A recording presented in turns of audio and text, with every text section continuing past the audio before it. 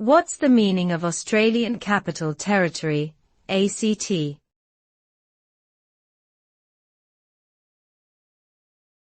Australian Capital Territory, ACT.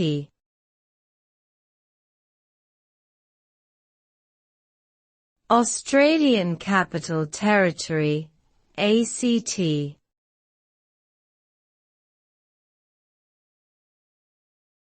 Australian Capital Territory, Act.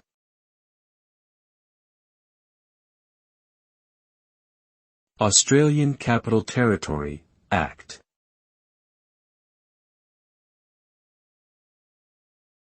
The Australian Capital Territory, ACT, is a federal territory of Australia located in the southeastern part of the country.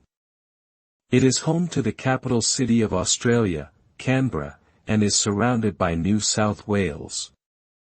The area covers 2,358 square kilometers with a population of approximately 430,000 people.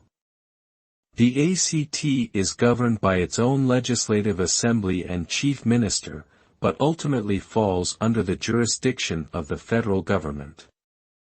It is a significant political and cultural centre for Australia, housing important government buildings and national institutions such as the Australian War Memorial and the National Gallery of Australia.